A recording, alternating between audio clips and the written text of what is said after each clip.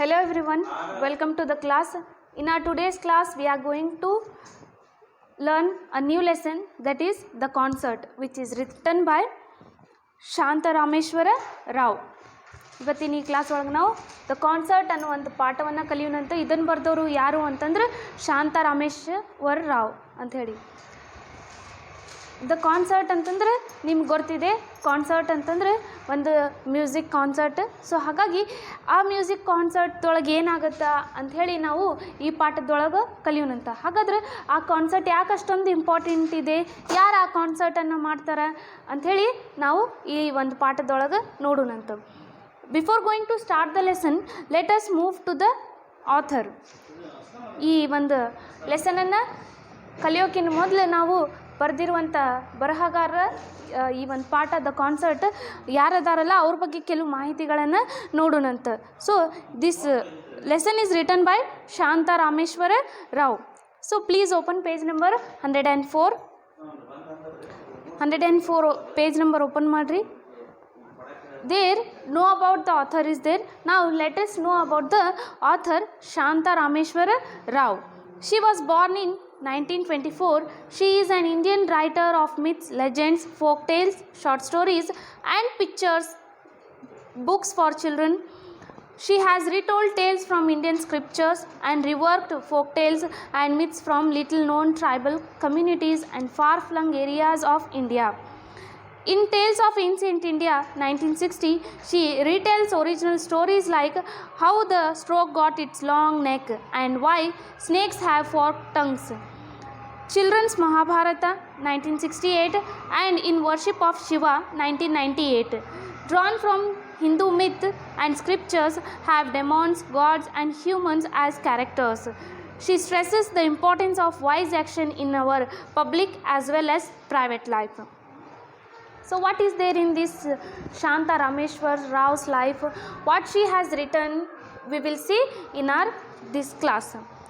So she was born in 1924.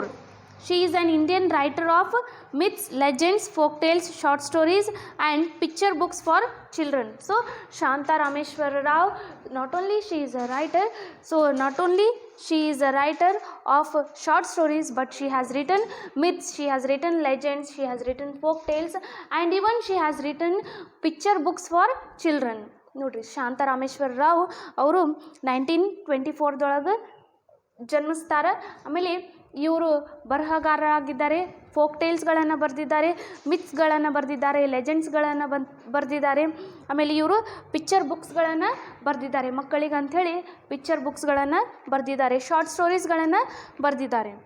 She has retold tales from Indian scriptures and reworked for folk tales and myths from little known tribal communities as far flung areas of India. So here she has retold the tales from Indian scriptures. So she has retold the tales from Indian scriptures and even she has worked for the tales from the tribal communities of India. So far flung areas of India. Yeah.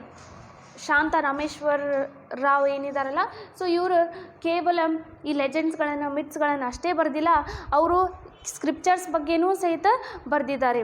ನಮ್ಮ ಭಾರತದೊಳಗಿರುವಂಥ tribal communities ಅಂತೇನು ಹೇಳ್ತೀವಲ್ಲ, ಬುಡಕಟ್ಟು ಸಮುದಾಯ ಅಂತೇನು ಹೇಳ್ತೀವಲ್ಲ, so ಅಂಥ ಒಂದು ಸಮುದಾಯದ ಬಗ್ಗೆ ಇವರು ರಿಸರ್ಚ್ ಮಾಡಿ ಅವ್ರ ಬಗ್ಗೆ ಅವರಲ್ಲಿ ಇರುವಂಥ ಫೋಕ್ ಟೇಲ್ಸ್ ಆಗಲಿ, ಸೊ ಫೋಕ್ ಸಾಂಗ್ಸ್ ಆಗಲಿ, ಏನೇ ಇರಲಿ, ಸೊ ಅದ್ರ ಬಗ್ಗೆ ಇವರು ಬರೆದಿದ್ದಾರೆ ತಮ್ಮ ಬುಕ್ಸ್ಗಳಲ್ಲಿ. In Tales of Ancient India 1960, she retells original stories like how the stork got its long neck and why snakes have forked tongues.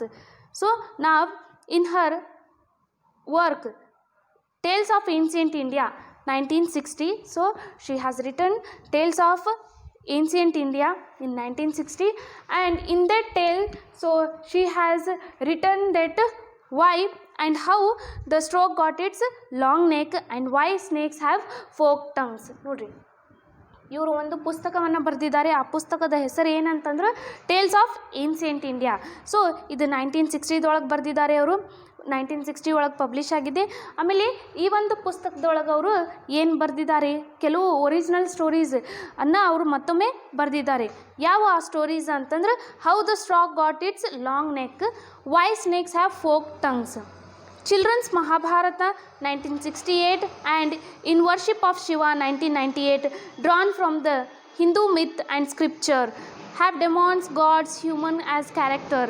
So here not only she has written that tales of India, ancient India, but she has written Mahabharata for children. ನೋಡ್ರಿ, ಕೇವಲ tiles of ancient India ಅಂಥೇಳಿ ಪುಸ್ತಕ ಬರೆದಿಲ್ಲ ಅವರು, ಮಕ್ಕಳಿಗೆ ಅಂಥೇಳಿ ಮಹಾಭಾರತವನ್ನು ಬರೆದಿದ್ದಾರೆ.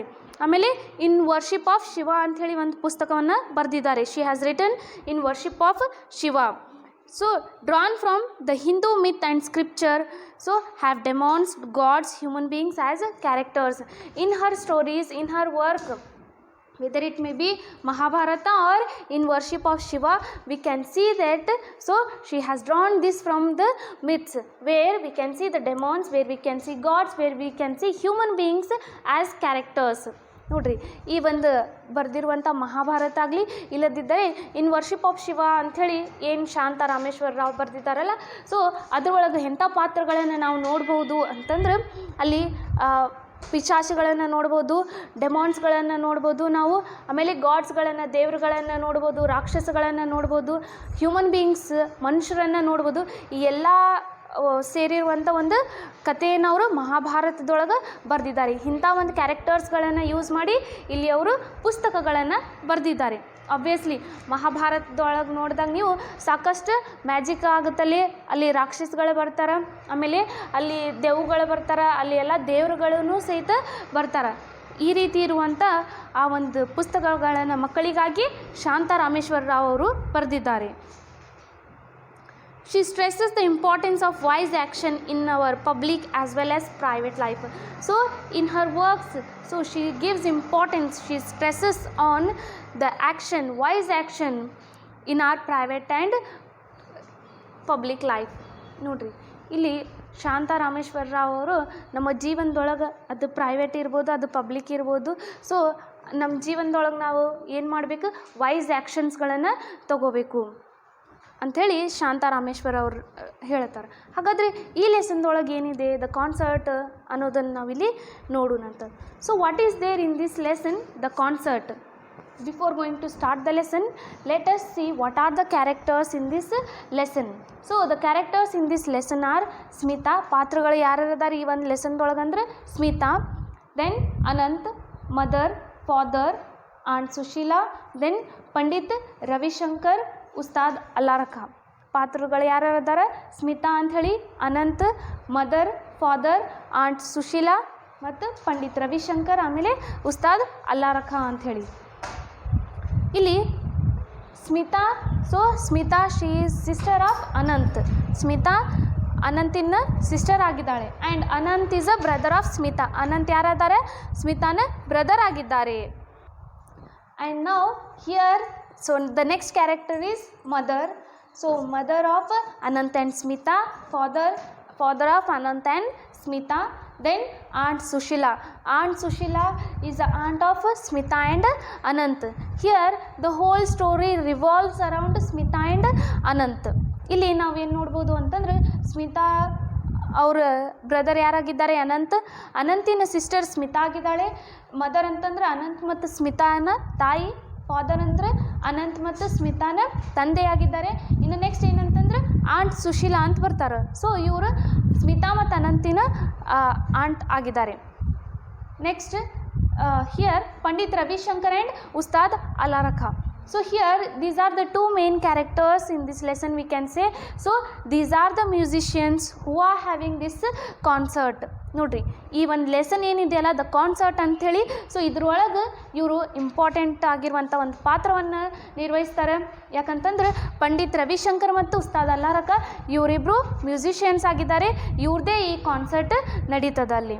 ಹಾಗಾದರೆ ಈ ಕಾನ್ಸರ್ಟ್ದೊಳಗೆ ಏನಿದೆ, ಯಾಕೆ ಅಷ್ಟೊಂದು ಇಂಪಾರ್ಟೆನ್ಸ್ ನಾವು ಈ ಕಾನ್ಸರ್ಟಿಗೆ ಕೊಡಬೇಕು ಅನ್ನೋದು ಇಲ್ಲಿ ಈ ಲೆಸನ್ದೊಳಗಿದೆ. ಏನಂತಂದ್ರೆ, as we now we know all the characters of the lesson. So now let us move to the story. Here Anant, so he is a boy, and this boy Anant, he is from Gaganpur, and this boy is suffering from cancer. He has a dangerous disease, that is cancer. Smita, so father and mother, they brought him to the city, so to cure his cancer. They brought him to the hospital now. But when this Anant, he comes to know that famous Pandit Ravi Shankar is going to play, famous Pandit Ravi Shankar, he is having a concert, then he says that it's a lifetime chance to hear Pandit Ravi Shankar. Then what happens means, lifetime chance. See, because he is suffering from cancer, we don't know whether he will be cured or not, whether he will be alive or dead. So that's why Anant, he had fear somewhere. He had that, yes, I am going to die, and he says that, so I don't have more time, and this is a time to listen the concert, to listen the music of this Pandit Ravi Shankar. And that's why he says that it is a lifetime chance for me to listen. He wants, desperately he wants to go to that concert, but what to do, his condition is very serious. So because of his condition, now he is not able to go to that concert. Whereas that concert is attended by Anant's sister, that is Smita. And Smita, she comes and she shares her experience with Anant, that how was the concert. And here what will be the end of the story? So we will learn this story by reading the lesson. But here the one thing is that if someone is suffering from a dangerous disease like cancer, where the stage is the last stage, the disease is at the last stage, and you don't have another way of living, another way of having life, you know that it is your end, you know that now the time is over, and so something you want to do in your life and that chance has come to you, then obviously that will be your lifetime chance. So throughout your life you will not get that second chance. In the same way here, Anant wants to go to that concert, listen the music of Pandit Ravi Shankar, because it is a lifetime chance for him, and he will not go. But how he will be, how his desire will be fulfilled by Smita, at the end of the lesson we will come to know that. ನೋಡಿ, ಈ ಒಂದು lesson ಏನಿದೆಯಲ್ಲ, ಇಲ್ಲಿ ನಾವು ಎಲ್ಲ ಪಾತ್ರಗಳನ್ನು ನೋಡಿದ್ವಿ, ಕಲ್ತಿದ್ವಿ. ಅನಂತ್ ಬಗ್ಗೆ ನೋಡಿದ್ವಿ, ಸ್ಮಿತಾ ಯಾರದಾಳ ಅಂಥೇಳಿ ಗೊತ್ತಾಯಿತು, ಮದರ್ ಫಾದರ್ ಎಲ್ಲನೂ ನಮಗೂ ತಿಳಿದಾಯಿತು. ಹಾಗಾದರೆ ಈ ಪಾಠದೊಳಗೆ ಏನಿದೆಯಪ್ಪ ಅಂತಂದರೆ, ಅನಂತ್ ಮತ್ತು ಸ್ಮಿತಾ ಇಬ್ಬರು ಅಕ್ಕ ತಮ್ಮ ಸೊ ಆಗಿದ್ದಾರೆ ಇವರು. ಇಲ್ಲಿ ಅನಂತ್ ಅವನಿಗೆ ಡಿಸೀಸ್ ಇದೆ, ಒಂದು ರೋಗವಿದೆ. ಆ ರೋಗ ಯಾವುದು ಅಂತಂದರೆ ಕ್ಯಾನ್ಸರ್. ಇವ ಗಗನಪುರದಿಂದ ಬಂದಿರುವಂಥ ಒಂದು ಹುಡುಗ. ಸೊ ಇವನ ಸಿಟಿಗೆ ಬಂದಿರ್ತಾನೆ, ನಗರಕ್ಕೆ ಬಂದಿರ್ತಾನೆ. ಯಾಕಂತಂದರೆ ಇವನಿಗೆ ಇದ್ದಿರುವಂಥ ರೋಗವನ್ನು ಅದನ್ನು ಕ್ಯೂರ್ ಮಾಡಲಿಕ್ಕೆ, ಅದರ ಟ್ರೀಟ್ಮೆಂಟ್ ತೊಗೊಳ್ಳಿಕ್ಕೆ ಅನಂತ್ ಸಿಟಿಗೆ ಬಂದಿರ್ತಾನೆ. ಸಿಟಿಗೆ ಬಂದಾಗ ಈ ಸ್ಮಿತಾಗೆ ಗೊತ್ತಾಗುತ್ತೆ, ಅಲ್ಲಿ ರವಿಶಂಕರ್ ಅವರು ಒಂದು ಕಾನ್ಸರ್ಟನ್ನು ಪ್ಲೇ ಮಾಡ್ತಾರೆ, ಒಂದು ಕಾನ್ಸರ್ಟನ್ನು ಇದೆ. ಸೊ ಹಾಗಾಗಿ ಅಲ್ಲಿ ರವಿಶಂಕರ್ ಪ್ಲೇ ಮಾಡ್ತಾರೆ ಅಂಥೇಳಿ ಅನಂತಿಗೆ ಗೊತ್ತಾದಾಗ ಅನಂತ್ ಹೇಳ್ತಾನೆ, ಇದು ನನ್ನ ಲೈಫ್ ಟೈಮ್ ಚಾನ್ಸ್, ಇನ್ನು ಎಂದಿಗೂ ನನಗೆ ಈ ಚಾನ್ಸ್ ಸಿಗೋದಿಲ್ಲ. ನಾನು ಪಂಡಿತ್ ರವಿಶಂಕರ್ ಅವರ ಹಾಡನ್ನು ಕೇಳಬೇಕು, ಅವರ ಆ ಒಂದು ಮ್ಯೂಸಿಕ್ಕನ್ನು ನಾನು ಕೇಳಬೇಕು, ಅವರ ಸಂಗೀತವನ್ನು ನಾನು ಕೇಳಬೇಕಂಥೇಳಿ ಅನಂತಿನ ಮನಸ್ಸಿನೊಳಗಿರುತ್ತೆ. ಆದರೆ ಏನು ಮಾಡೋದು, ಅನಂತ್ಗಿರುವಂಥ ಒಂದು ರೋಗದ ಕಾರಣ ಅವನ ಹೆಲ್ತ್ ಎಲ್ಲ ಅಪ್ಸೆಟ್ ಆಗಿರುತ್ತೆ. ಅವನ ಹತ್ರ ಅಷ್ಟೊಂದು ಶಕ್ತಿ ಇರೋದಿಲ್ಲ. ಅವ ಕಾನ್ಸರ್ಟಿಗೆ ಹೋಗಿ ಆ ಕಾನ್ಸರ್ಟ್ ಕೇಳುವಂಥ ಶಕ್ತಿ ಅನಂತಿನಲ್ಲಿ ಇರೋದಿಲ್ಲ. ಆದರೆ ಅದೇ ಒಂದು ಚಾನ್ಸ್ ಯಾರಿಗೆ ಸಿಗುತ್ತೆ ಅಂತಂದರೆ ಸ್ಮಿತಾಗೆ ಸಿಗುತ್ತೆ. ಇನ್ನು ಅಕ್ಕ ಆಗಿರುವಂಥ ಸ್ಮಿತಾ, ನಾನು ತಮ್ಮನಿಗೆ ಏನಾದರೂ ಹೆಲ್ಪ್ ಮಾಡಬೇಕು. ಅವ ಏನು ಹೇಳಿದ್ದಾನೆ ಇದು ಅಂತಂದರೆ ಲೈಫ್ ಟೈಮ್ ಚಾನ್ಸ್ ಅಂಥೇಳಿ ಹೇಳಿದ್ದಾನೆ. ಮತ್ತೊಮ್ಮೆ ನನ್ನ ಜೀವನದೊಳಗೆ ಇದನ್ನು ಸಿಗೋದಿಲ್ಲ ಅಂಥೇಳಿ ಹೇಳ್ತಾ ಇದ್ದಾನೆ. ಸೊ ಈ ಒಂದು ಪಂಡಿತ್ ರವಿಶಂಕರ್ ಅವರ ಮ್ಯೂಸಿಕ್ಕನ್ನು ಕೇಳಿ ಏನೋ ಅನಂತಿಗೆ ಸಂತೋಷ ಸಿಗುತ್ತೇನೋ. ಈ ಎಲ್ಲ ದುಃಖಕರವಾಗಿರುವಂಥ ಜೀವನದೊಳಗೆ ಅವನಿಗೆಲ್ಲೋ ಸಂತೋಷ ಸಿಗುತ್ತೇನೋ, ನಾ ಹೇಗಾದರೂ ಮಾಡಿ ನನ್ನ ತಮ್ಮನ್ನ ಅನಂತನ ಹೆಲ್ಪ್ ಮಾಡ್ಬೇಕಂಥೇಳಿ ಸ್ಮಿತಾ ಆ ಕಾನ್ಸರ್ಟಿಗೆ ಹೋಗ್ತಾಳೆ. ಆದರೆ ಅನಂತಿಗೆ ಆ ಚಾನ್ಸ್ ಸಿಗೋದಿಲ್ಲ. ಹಾಗಾದ್ರೆ ನಾವು ಈ ಲೆಸನ್ ಓದಿದಾಗ ನಮ್ಗೆ ಗೊತ್ತಾಗುತ್ತೆ, ಕೊನೆಯದಾಗಿ ಎಂಡ್ ಒಳಗೆ ಏನಾಯ್ತು, ಅನಂತಿಗೆ ಆ ಲೈಫ್ ಟೈಮ್ ಚಾನ್ಸ್ ಸಿಗುತ್ತೆ, ಇಲ್ಲದಿದ್ದರೆ ಸಿಗೋದಿಲ್ಲ. ಸೊ ಆದ್ರೆ ಅನಂತ್ ಕ್ಯೂರ್ ಆಗ್ತಾನೆ ಅಥವಾ ಕ್ಯೂರ್ ಆಗೋದಿಲ್ಲ. ಸೊ ಅವ್ನು ಕ್ಯಾನ್ಸರ್ ಇರುವ ಏನು ಟ್ರೀಟ್ಮೆಂಟ್ ತೊಗೋತಾ ಇರ್ತಾರಲ್ಲ, ಸೊ ಆ ಕ್ಯಾನ್ಸರ್ ರೋಗ ವಾಸಿ ಆಗುತ್ತಾ ಆಗೋದಿಲ್ಲ, ಅನಂತಿನ ಜೋಡಿ ಏನಾಗುತ್ತೆ ಅನ್ನೋದು ನಾವು ಈ ಒಂದು ಪಾಠದೊಳಗೆ ಕಲಿಯೋಣಂತ. ನಾವು let us move to the lesson. Open page number 86. The concert Shanta Rameshwar Rao. One morning in a small apartment in Bombay, a girl of about 16 looked up from the newspaper and said excitedly, Pandit Ravi Shankar is playing tomorrow at the Shanmukhananda Auditorium. See, now here the story opens. Here when the story is open, you can see the picture. So in that picture, so it is a setup of a hospital, and there is a boy, there is a lady, mother of that Anant, and on table the girl is sitting, that is none other than Smita, and in her hand there is a newspaper. And now what that Smita is doing? Smita is reading a newspaper now. ನೋಡ್ರಿ ಇಲ್ಲಿ ಚಿತ್ರವನ್ನು ಕೊಟ್ಟಿದ್ದಾರೆ. ಒಂದು ಹುಡುಗ bed ಮೇಲೆ ಮಲಗಿದ್ದಾನೆ, ಆಮೇಲೆ ತಾಯಿ ಇದ್ದಾಳೆ ಅಲ್ಲಿ, ಆಮೇಲೆ ಅಲ್ಲಿ ಒಂದು ಹುಡುಗಿ ಏನು ಮಾಡಿದ್ದಾಳೆ, ಟೇಬಲ್ ಮೇಲೆ ಕೂತಿದ್ದಾಳೆ, ಕೂತು ಅಲ್ಲಿ ನ್ಯೂಸ್ ಪೇಪರನ್ನು ಓದ್ತಾ ಇದ್ದಾಳೆ. One morning in a small apartment in Bombay, a girl of about 16 looked up from the newspaper. So now one morning what happens means, the girl about 16 years, that girl is none other than Smita, and that girl Smita, so she is in now apartment in Bombay, and she is looking at the newspaper, and excitedly she said something. What is that? Said excitedly, Pandit Ravi Shankar is playing tomorrow at the Shanmukhananda Auditorium. See, there is an advertisement of Pandit Ravi Shankar's concert. So that's why with happiness, with enthusiasm, that Smita excitedly she says that Pandit Ravi Shankar is playing tomorrow at Shanmukhananda Auditorium.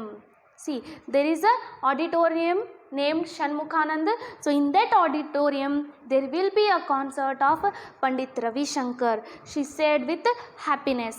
ನೋಡ್ರಿ, ಒಂದು ದಿನ ಒಂದು ಬೆಳಿಗ್ಗೆ ಏನಾಗುತ್ತಂದರೆ, ಒಂದು ಬಾಂಬೆದೊಳಗಿರುವಂಥ apartment, ಅಲ್ಲಿ ಒಂದು ಹುಡುಗಿ news paper ಓದ್ತಾ ಇರ್ತಾಳೆ.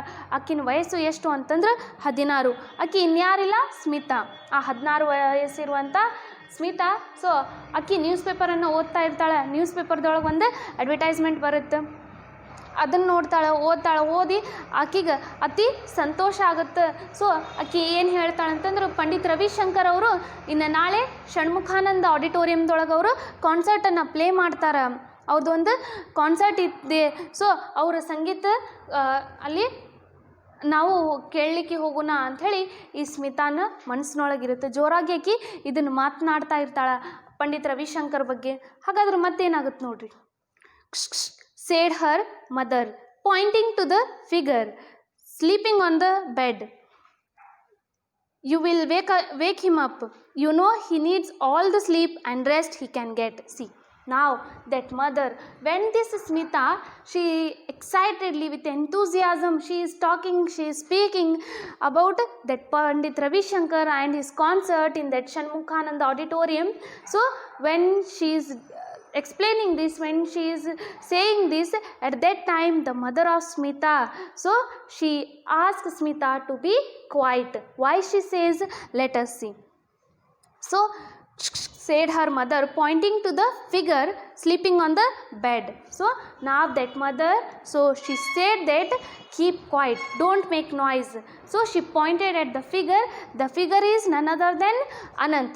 So Anant is sleeping there. That's why mother says that don't make noise, Anant is sleeping, so be quiet, she says. ನೋಡ್ರಿ, ಹಾಗಾದ್ರೆ ಇನ್ನು ಸ್ಮಿತಾ ಸಂತೋಷದಿಂದ ನಕ್ಕೋಂತ ಇನ್ನು ಪಂಡಿತ್ ರವಿಶಂಕರ್ ಅವರು ನಾಳೆ ಷಣ್ಮುಖಾನಂದ ಆಡಿಟೋರಿಯಮ್ದೊಳಗೆ ಬರ್ತಾರೆ, ನಾವು ಅದನ್ನ ನೋಡಲಿಕ್ಕೆ ಹೋಗ್ಬೇಕು ಅಂಥೇಳಿ ಆಕೆ ಸಂತೋಷದಿಂದ ಜೋರಾಗಿ ಮಾತನಾಡಬೇಕಾದ್ರೆ ಅಲ್ಲಿ ತಾಯಿ ಏನು ಮಾಡ್ತಾರಂತಂದ್ರೆ ಆ ಸ್ಮಿತಾಗೆ ಹೇಳ್ತಾರೆ, ನೀನು ಆವಾಜ್ ಮಾಡಲಿಕ್ಕೆ ಹೋಗಬೇಡ ಇಲ್ಲಿ, ಯಾಕಂತಂದ್ರೆ ಅವನಿಲ್ಲಿ ಮಲಗಿದ್ದಾನೆ ಅಂತ ಹೇಳ್ತಾರೆ. ಅವನು ಅಂಥೇಳಿ ಬಟ್ ತೋರಿಸಿ ಹೇಳ್ತಾರೆ. ಅವ ಯಾರು ಅಂತಂದರೆ ಅನಂತ್ ಮಲಗಿರ್ತಾನೆ. ಸೊ ಅನಂತನ್ನು ನೋಡಿ ತಾಯಿ ಹೇಳ್ತಾರೆ, ಅವನಿಗೆ ನಿದ್ದೆ ಮಾಡ್ಲಿಕ್ಕೆ ಬಿಡು, ನೀನು ರೆಸ್ಟ್ ಮಾಡಲಿಕ್ಕೆ ಬಿಡು, ಆರಾಮ್ ಮಾಡಲಿಕ್ಕೆ ಬಿಡು, ನೀನು ಈ ರೀತಿ ಆವಾಜ್ ಮಾಡಬೇಡ ಅಂಥೇಳಿ ಹೇಳ್ತಾರೆ. You will wake him up. So mother says that with your excitement, with your voice, you will wake that boy, you will wake him up, you will wake Anant, she says. ನೋಡ್ರಿ, ಹಾಗಾದ್ರೆ ತಾಯಿ ಏನು ಹೇಳ್ತಾರಂತಂದ್ರೆ, ನಿನ್ನ ಈ ಉತ್ಸಾಹದಿಂದ, ನಿನ್ನ ಈ ಸಂತೋಷದಿಂದ ನೀ ಏನು ಮಾತನಾಡ್ತಾ ಇದೆಯಲ್ಲ, ಈ ನಿನ್ನ ವಾಯ್ಸ್ಲಿಂದ್ರೆ, ನಿನ್ನ ಶಬ್ದದಿಂದ ನೀನೇನು ಮಾಡ್ಬೋದು, ನೀನು ಅನಂತನ ನಿದ್ದೆಯಿಂದ ಎಚ್ಚರ ಮಾಡ್ಬೋದು ಅಂಥೇಳಿ ಹೇಳ್ತಾರೆ. You know he needs all the sleep and rest he can get. See, now the mother is, so she is telling to Smita that do you know that now my son Anant, what he wants, just he want sleep and rest. How much sleep he can do, how much rest he can do, he has to do, that is better for him. So you don't disturb him, don't make noise. That mother is asking to Smita to be keep quiet. ನೋಡಿರಿ, ಇನ್ನು ತಾಯಿ ಸ್ಮಿತಾಗೆ ಹೇಳ್ತಾರೆ, ನಿನಗೆ ಗೊತ್ತಿದೆ ಅನಂತಿಗೆ ಎಷ್ಟು ಸಾಧ್ಯತೆ ಇದೆ ಅಷ್ಟವ rest ಮಾಡ್ಬೇಕು, ಅಷ್ಟವ ಆರಾಮ್ ಮಾಡಬೇಕು, ಅಷ್ಟವ ನಿದ್ದೆ ಮಾಡ್ಬೇಕು. ಹಾಗಾಗಿ ಅವನ ಪರಿಸ್ಥಿತಿ ಏನಿದೆ ಅಂಥೇಳಿ ನಿನಗೆ ಗೊತ್ತಿದೆ. ಆದರೂ ಸಹಿತ ನೀನು ಈ ರೀತಿ ಆವಾಜ್ ಮಾಡ್ತಾ ಇದ್ದಿ, ಶಬ್ದ ಮಾಡ್ತಾ ಇದ್ದಿ, ನೀ ಈ ರೀತಿ ಮಾಡಲಿಕ್ಕೆ ಹೋಗಬೇಡ, ಅನಂತಿಗೆ ಮಲಗಲಿಕ್ಕೆ ಬಿಡು, ಅನಂತಿಗೆ ರೆಸ್ಟ್ ಮಾಡಲಿಕ್ಕೆ ಬಿಡು ಅಂಥೇಳಿ ಹೇಳ್ತಾರೆ.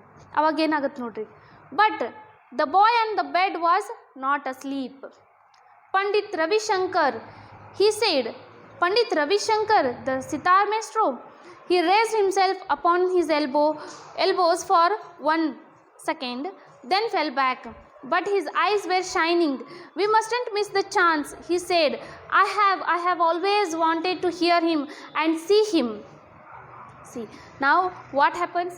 So the mother and Smita, they are talking about the Anant, that he needs rest, he has to sleep, whereas now Anant is not at a sleep. What he says, let us see. But the boy on the bed was not asleep. But the boy on the bed, who is that boy on the bed? Yes, it is Anant. So Anant is sleeping on the bed, but he is not at a sleep, he is not sleeping, just he is lying on the bed. ಹಾಗಾದ್ರೆ ಇನ್ನು ಈ ಒಂದು Smita ಏನಿದ್ದಾಳಲ್ಲ, so Smita ಮತ್ತು ತಾಯಿ ಮಾತನಾಡಬೇಕಾದ್ರೆ ಅಲ್ಲಿ ಅನಂತ್ ಅವ್ರ ಮಾತುಗಳನ್ನು ಕೇಳ್ತಾ ಇರ್ತಾನೆ. ಅವನಿಗೆ ನಿದ್ದೆ ಬಂದಿರೋದಿಲ್ಲ, ಅವ ನಿದ್ದೆ ಮಾಡ್ತಾ ಇರೋದಿಲ್ಲ, ಬೆಡ್ ಮೇಲೆ ಹಾಗೆ ಮಲಗಿರ್ತಾನೆ, ನಿದ್ದೆ ಬರೋದಿಲ್ಲ ಅನಂತಿಗೆ. Pandit Ravishankar he said. So now when he heard about the Pandit Ravi Shankar and his concert at Shanmukhanand auditorium, so with excitement he also said, so Pandit Ravi Shankar. ನೋಡ್ರಿ, ಹಾಗಾದ್ರೆ ಇನ್ನು ಸ್ಮಿತಾ ಮತ್ತು ತಾಯಿ ಮಾತಾಡೋದನ್ನು ಕೇಳಿರುವಂಥ ಅನಂತ್ ಹೇಳ್ತಾನೆ, ಹಾಗಾದ್ರೆ ಪಂಡಿತ್ ರವಿಶಂಕರ ಅಂಥೇಳಿ ಹೇಳ್ತಾನೆ. Pandit Ravi Shankar, the sitar maestro, he raised himself upon his elbows for 1 second, then fell back. See, with the excitement, that boy, he raised on his elbows for a second, for 1 second. Pandit Ravi Shankar, a sitar maestro, so he said, and he raised on his elbow. But what to do? He is now in a serious condition, and that's why he fell down back. ನೋಡ್ರಿ, ಇನ್ನು ಏನಾಗುತ್ತಂದ್ರೆ ಪಂಡಿತ್ ರವಿಶಂಕರ್ ಬರ್ತಾ ಇದ್ದಾರಾ. ಹಾಗಾದ್ರೆ Pandit Ravishankar famous sitar ಮೇಸ್ಟ್ರೋ ಇದ್ದಾರಲ್ಲ, ಸಿತಾರನ್ನು ಬಾರಿಸ್ತಾರಲ್ಲ, ಅವ್ರು ಬಂದಿದ್ದಾರಾ, ಅವ್ರದ್ದೇ concert ಇದೆಯಾ ಅಂಥೇಳಿ ಅನಂತ ಉತ್ಸಾಹದಿಂದ ತನ್ನ ಎಲ್ಬೋ ಮೇಲೆ ಅವ ಬೆಡ್ ಮೇಲೆ ಏಳಲಿಕ್ಕೆ ಪ್ರಯತ್ನ ಪಡ್ತಾನೆ.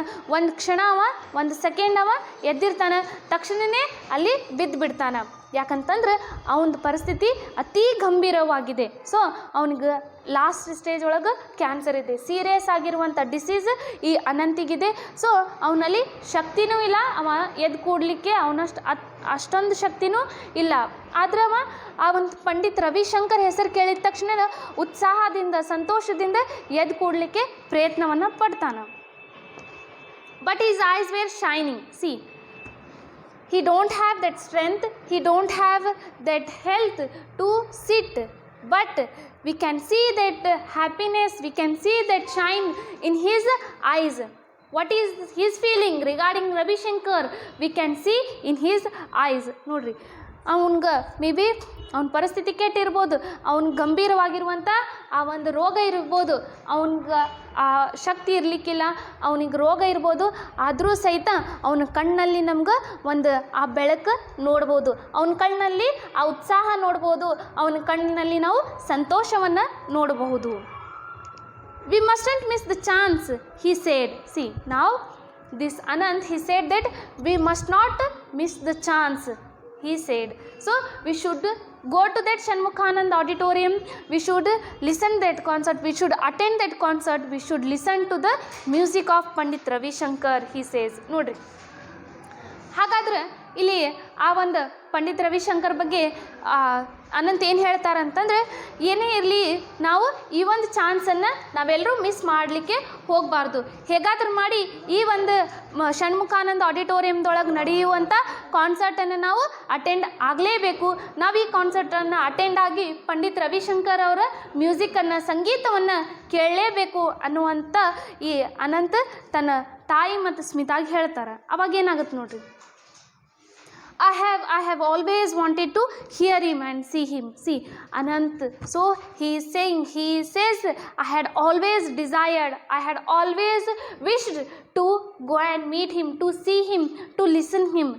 He says, ನೋಡ್ರಿ, ಸಂತೋಷದಿಂದ ಆ ಒಂದು ಕಣ್ಣಿನೊಳಗೆ ಆ ಬೆಳಕಂತ ಹೇಳ್ಬೋದು, ಸಂತೋಷವನ್ನು ಹೇಳ್ಬೋದು.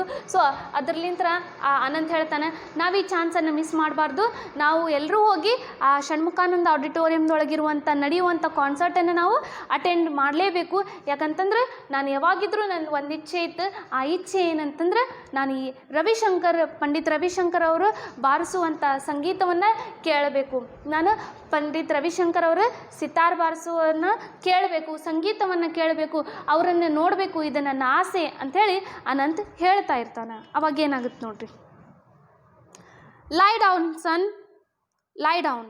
His mother sprang to his side. He actually raised himself up without help. She murmured with a catch in her throat, and her eyes turned to the idol on a corner shelf. The prayer which she uttered endlessly came unbidden to her lips. So now what happens means, this Anant, he is in a serious condition. Though he is in a serious condition, just by hearing the word Pandit Ravi Shankar, he woke up and he is talking, he is discussing, he is sharing his views, he is sharing his wish to his mother and Smita. Then what happens, let us see. Lie down son, lie down. His mother sprang to his side. So now that mother of this Anant, so she is saying, lie down son, lie down. And she moved to the side of this Anant. She moves near this Anant because Anant is not in a condition to be seated. So he fell down, we have seen, and that's why in a worriedness, in a fear, mother moves towards this Anant. ಹಾಗಾದ್ರೆ ಇನ್ನು ಅನಂತ್ ಇಷ್ಟೊಂದು ಮಾತನಾಡ್ತಾ ಇದ್ದಾನಲ್ಲ, ಒಂದು ಆರಾಮಿಲ್ಲ, ಈ ರೀತಿ ಅನಂತ್ ಇಷ್ಟೊಂದು ಮಾತನಾಡಬಾರ್ದು ಅಂಥೇಳಿ ಏನು ಮಾಡ್ತಾರೆ ಅಂತಂದ್ರೆ, ಅನಂತಿನ ತಾಯಿ ಇನ್ನು ಮಲಗ ನೀನು ಅಂಥೇಳಿ ಕೇಳ್ಕೊತಾರೆ. ಸೊ ನೀ ರೆಸ್ಟ್ ಮಾಡು ಅಂಥೇಳಿ ಕೇಳ್ತಾರೆ. ಆಮೇಲೆ ಏನು ಹೇಳ್ತಾರಂತಂದ್ರೆ, ಜಲ್ದಿನೇ ಅವರು ಅನಂತಿನ ಬಾಜು ಹೋಗಿ ಕೂಡ್ತಾರೆ. ಯಾಕಂತಂದ್ರೆ ನಾವೇನು ನೋಡಿದ್ವಿ, ಅನಂತ ಎದ್ದು ಕೂಡಲಿಕ್ಕೆ ಪ್ರಯತ್ನ ಪಡ್ತಾನೆ, ಆದ್ರೆ ಅವ ಬಿದ್ದು ಬಿಡ್ತಾನೆ, ಅವನ ಹತ್ರ ಅಷ್ಟೊಂದು ಶಕ್ತಿ ಇರೋದಿಲ್ಲ. ಹಾಗಾಗಿ ತಾಯಿ ಹೆದರಿ ಅನಂತಿನ ಬಾಜು ಹೋಗ್ತಾರೆ. He actually raised himself up without help, she murmured with a catch in her throat, and her eyes turned to the idols on a corner shelf. So what she said, so she murmured, she spoke in a low voice. What she said? She said that yes, actually he raised himself without any help. So he raised himself. He is giving his effort to sit and talk about Ravi Shankar, to sit and speak about Ravi Shankar, to share his experience about Ravi Shankar, to discuss about his wish about Pandit Ravi Shankar. So that's why in her throat a catch is there. In her throat we can see there is a feeling of sadness in mother because her son is not in a condition even to sit. So he fell down. Without help he tries to sit, but what to do? His condition is so bad, so serious that he fell down. So in that sad feeling she said that without help my son tries to sit. ನೋಡ್ರಿ ಇಲ್ಲಿ ಏನಾಗತ್ತಂದ್ರೆ ಪಂಡಿತ್ ರವಿಶಂಕರ್ ಅವರು ಅನಂತ್ ಅವರ ತಾಯಿ ಒಂದು ಗಂಟ್ಲಿನೊಳಗೆ ನೋವಿರುತ್ತೆ, ಅವ್ರಿಗೆ ಮಾತಾಡೋಕ್ಕೆ ಬರೋದಿಲ್ಲ. ಆದರೂ ಸಹಿತ ಅವರು ಒಂದು ಕಾರ್ನರ್ ಒಳಗೆ ಇರುವಂಥ ಅಲ್ಲಿ ದೇವರ ಮೂರ್ತಿಗಳಿರ್ತಾವೆ. ಆ ಮೂರ್ತಿಗಳನ್ನು ನೋಡಿ ತಾಯಿ ತನ್ನ ಗಂಟ್ಲಿನೊಳಗೆ ಒಂದೇನೋ ನೋವಿದೇನೋ, ಮನಸ್ಸೊಳಗೆ ನೋವಿದೇನೋ ಆ ಒಂದು ರೀತಿಯಲ್ಲಿ ಮಾತನಾಡ್ತಾಳೆ. ಏನಂತಂದ್ರೆ ನನ್ನ ಮಗು ಇವತ್ತು ಯಾರ್ದು ಹೆಲ್ಪ್ ಇರಲಾರ್ದ, ಯಾರ್ದು ಸಹಾಯ ಇರಲಾರ್ದ ಎದ್ದು ಕೂಡಲಿಕ್ಕೆ ಪ್ರಯತ್ನ ಪಟ್ಟಿದ್ದಾನೆ ಅಂಥೇಳಿ ಆ ಒಂದು ದುಃಖವನ್ನು ದೇವ್ರ ಮುಂದೆ ಹೇಳ್ಕೋತಾರೆ ಅವರು. Her eyes turned to the idols on a corner shelf. See, now in a corner there is a shelf, and in that shelf so there are idols, and to those idols she murmured and she said that my son today, so he tries to sit without a help. The prayer which she uttered endlessly came unbidden to her lips. See, now so she prayed to the God to make her son as healthy as he was earlier. So this was a unbidden, this was a request, this was an endless request to the God by Anand's mother. Every time she used to pray about Anand's disease, every time she used to say that my son should be a healthy son, his disease should be cured. So this is how she uttered her endless request, she uttered her endless prayer to the God, to the idols. So now ಇಲ್ಲಿ ಏನಾಗುತ್ತಂತಂದ್ರೆ ಆ ತಾಯಿ ಆ ಒಂದು ಮೂಲೆ ಒಳಗಿರುವಂಥ ಶೆಲ್ಫ್ನಲ್ಲಿರುವಂಥ ದೇವರ ಮೂರ್ತಿಗಳನ್ನು ನೋಡ್ತಾಳೆ.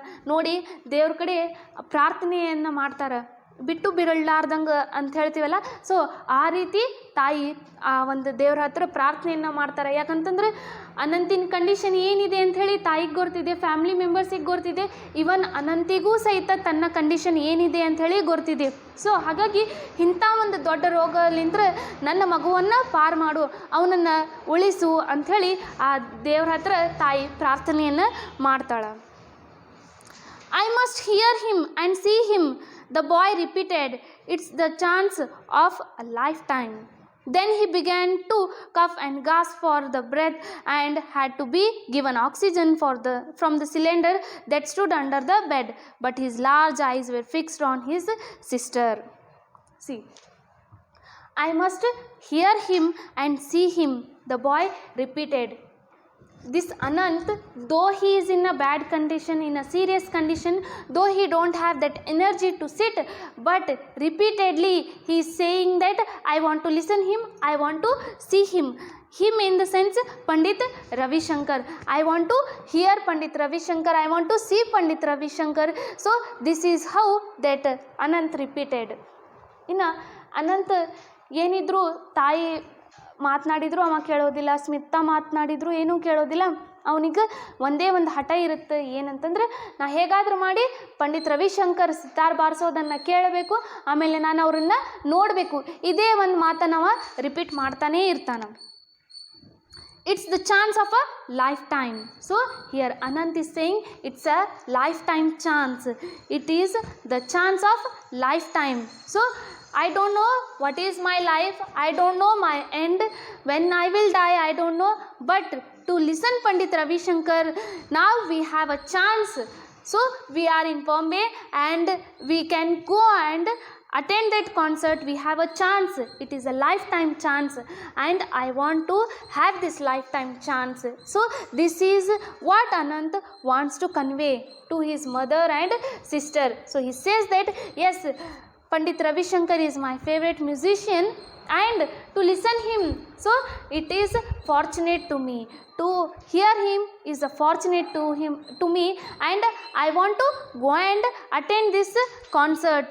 I want to have this concert. I want to move to this concert, he says. And he says that yes, it is a lifetime chance. I don't know whether in my life once again I will get this chance or not. I don't know. This is a last chance. I want to have this chance, he says. Nodri, Ananta ಏನು ಹೇಳ್ತಾನಂತಂದ್ರೆ it's the chance of lifetime ಅಂತ ಹೇಳ್ತಾನೆ. ಜೀವನದೊಳಗೆ ಸಿಗುವಂಥ ಒಂದು ಇದು ಕೊನೆಯ ಅವಕಾಶ ಅಂತ ಹೇಳ್ಬೋದು, ಲೈಫ್ ಟೈಮ್ ಚಾನ್ಸ್ ಅಂತ ಹೇಳ್ಬೋದು. ಜೀವನದೊಳಗೆ ಸಿಗುವಂಥ ಒಂದು ಅವಕಾಶ ಅಂತ ಹೇಳ್ಬೋದು. ಯಾಕಂತಂದರೆ ಇನ್ನು ಮುಂದೆ ನನ್ನ ಜೀವನ ಏನಾಗತ್ತಂತ ಹೇಳಿ ನನಗೆ ಗೊತ್ತಿಲ್ಲ, ಅನಂತಿಗೆ ಗೊತ್ತಿರುತ್ತೆ ಅವ್ನು ಏನಾಗಿದೆ ಮತ್ತು ಅವನ ಕಂಡೀಷನ್ ಯಾವ ರೀತಿ ಇದೆ ಅಂಥೇಳಿ. ಸೊ ಹಾಗಾಗಿ ಅನಂತ ಜೀವನದೊಳಗೆ ನನಗೆ ಮತ್ತೊಮ್ಮೆ ಈ ಒಂದು ಚಾನ್ಸ್ ಸಿಗುತ್ತಾ ಇಲ್ಲ ಅಂಥೇಳಿ ನನಗೆ ಗೊತ್ತಿಲ್ಲ. ಇದು ಒಂದು ಕೊನೆ ಚಾನ್ಸ್ ಅಂತ ಹೇಳ್ಕೊಬೋದು ನಾನು. ಇದು ಒಂದು ಲೈಫ್ ಟೈಮ್ ಚಾನ್ಸ್ ಅಂತ ಹೇಳ್ಬೋದು. ಜೀವನದೊಳಗೆ ಸಿಗುವಂಥ ಒಂದು ಚಾನ್ಸ್ ಮತ್ತೊಮ್ಮೆ ನಮಗೆ ಈ ರೀತಿ ಇರುವಂಥ ಚಾನ್ಸಸ್ಗಳು ಸಿಗೋದಿಲ್ಲ. ಹೌದಾ? ಇಂಥ ಅಪಾರ್ಚುನಿಟೀಸ್ಗಳು, ಇಂಥ ಅವಕಾಶಗಳು ನಮ್ಗೆ ಜೀವನದೊಳಗೆ ಸಿಗೋದಿಲ್ಲ. ಹಾಗಾಗಿ ಇದು ಒಂದು ಏನೋ ಅದೃಷ್ಟ ಅಂತ ಹೇಳ್ಬೋದು, ನನಗೆ ಸಿಕ್ಕಿದೆ, ನಾವೆಲ್ಲರೂ ಈ ಕಾನ್ಸರ್ಟನ್ನು ಅಟೆಂಡ್ ಮಾಡಬೇಕು, ಲೈಫ್ ಟೈಮ್ ಚಾನ್ಸ್ ಇದೆ ಅಂಥೇಳಿ ಅನಂತ ಹೇಳ್ತಾನೆ. Then he began to cough and gasp for the breath and had to be given oxygen from the cylinder that stood under the bed. See, as a stubborn, he repeatedly saying that it's a lifetime chance. I want to hear him. I want to see him. I want to see Pandit Ravi Shankar. I want to hear his music. So repeatedly when he is saying this, so now we can see that how serious condition is of Anant. And now so he had a problem in breathing. That's why so there was a cylinder under his bed, and they have to give that oxygen to this Anant because his condition is now worsening. ನೋಡ್ರಿ, ಇಲ್ಲಿ ಏನಾಗುತ್ತಂದ್ರೆ ಅನಂತ ಹಠ ಮಾಡುವಂತೆ ಒಂದು ಮಗುವಿನಂತೆ ಹಠ ಮಾಡಿ ಅವ ಏನು ಹೇಳ್ತಾನಂತಂದ್ರೆ, ನಾನು ಪಂಡಿತ್ ರವಿಶಂಕರನ್ನು ಅವರು ಸಿತಾರ್ ಬಾರಿಸೋದನ್ನು, ಸಂಗೀತವನ್ನು ಕೇಳಲೇಬೇಕು, ಅವ್ರನ್ನ ನೋಡಲೇಬೇಕು. ಇದು ಒಂದು ಜೀವನದೊಳಗೆ ಸಿಗುವಂಥ ಒಂದು ಚಾನ್ಸ್ ಆಗಿದೆ, ಕೊನೆ ಚಾನ್ಸ್ ಅಂತ ಹೇಳ್ಬೋದು.